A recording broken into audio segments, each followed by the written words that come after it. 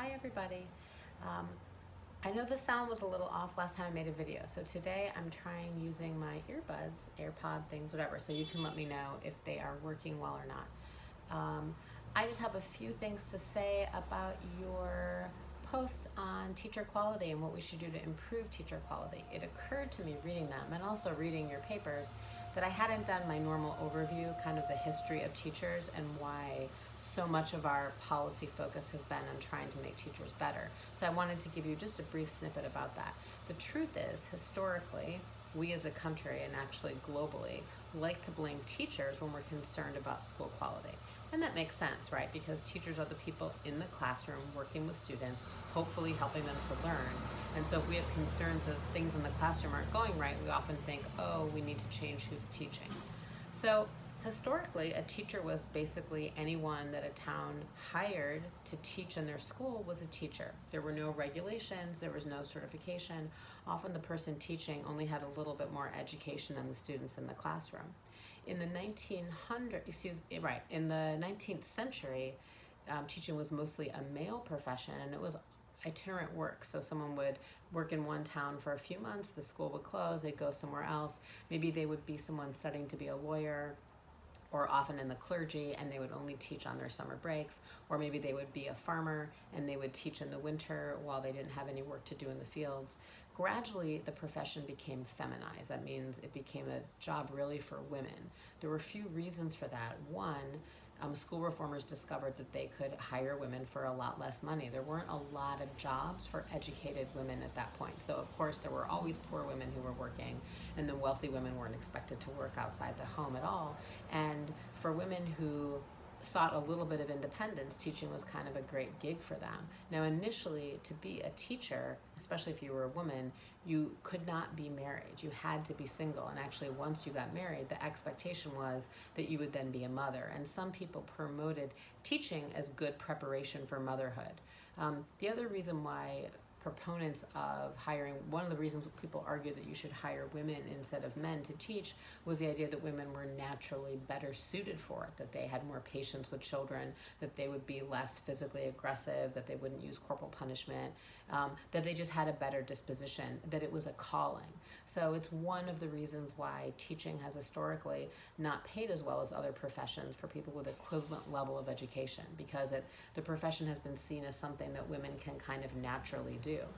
Um, by the early 1900s, the teaching profession was about 80% women. It's fluctuated a little bit since then, but it tends to be about 80% women, and frankly about 80%, and also upwards to sort of 86% white. And many of you talked about that in the reading, sort of why we have a preponderance of white people teaching, what it would take to bring in more teachers of color. So I want to get there in a minute. But I also just want to point out that historically, when we've been concerned about teacher quality, and since now we have rules and regulations about who can become a teacher and the qualifications that you need. Historically, we've said, well, if we don't think we have the right people in the classroom to teach, we need to make it harder to become a teacher. So we're going to raise standards for entrance into teacher education programs. We're going to make teachers get a master's degree. That's the case here in New York now and in most states. We're going to give teachers more professional development. If we think that teachers aren't understanding enough of the students they're teaching, we're going to make them take classes in multicultural education. We're going to professionalize. We're going to add layers to what it means to be a teacher.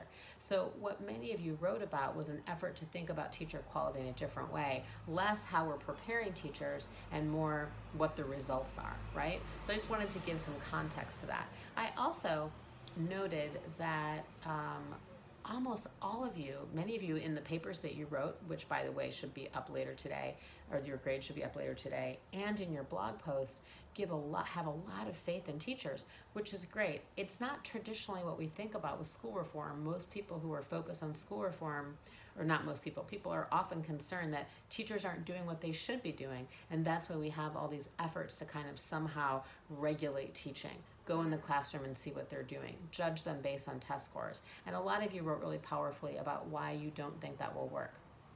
Well, a question we have then is, if we want to improve how much students are learning or student experience in the classroom. Some of you wrote about how important it would be to have more Black and Latino teachers specifically in the classroom, or some of you said a teacher who looks like you, who might not be Black and Latino but is Asian, or a combination of multiracial.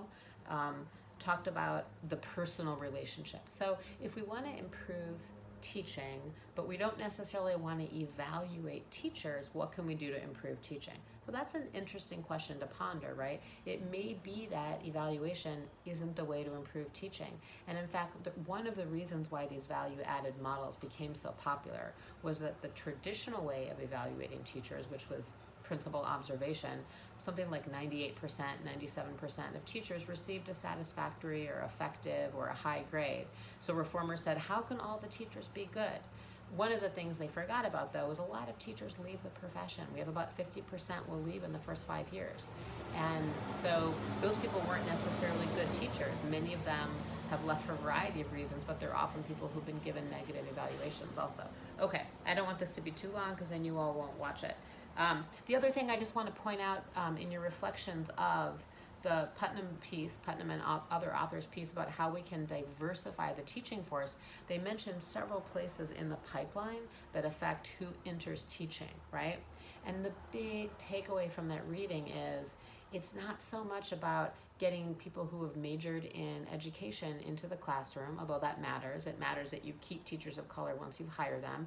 It matters that you get college students to major in education so that you have a more diverse teaching pool. But the biggest bang for your buck is getting more students of color into college, right? Because that's our biggest disparity, is between who goes to college and who graduates college. And we require teachers to have a college degree. There's lots of other entryways that you can enter teaching if you didn't major in education, but if you don't go to college and you don't graduate from college, and we have a huge gap, a racial gap in who goes to college and graduates from college. So that's the big takeaway from that piece.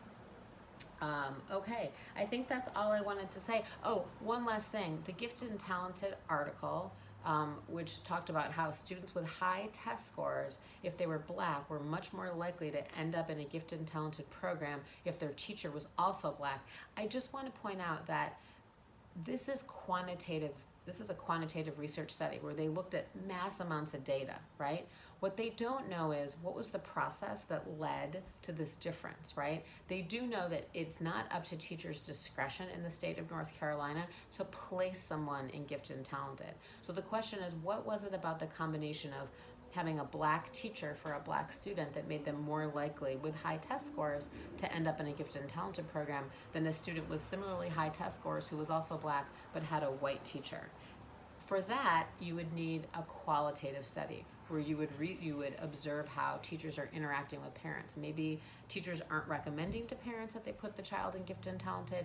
Maybe maybe Black parents are less likely to trust white teachers who do recommend that their children go into gifted and talented programs. Maybe the white teachers aren't even noticing the test scores. So there's a variety of things that might be happening. It's clear that race plays a role. We just don't know exactly how it plays a role. And that would be an interesting research project for someone to follow up on. Okay, this is past 8 minutes, so I'm going to stop. I look forward to seeing you all in class on Monday when we'll talk about accountability.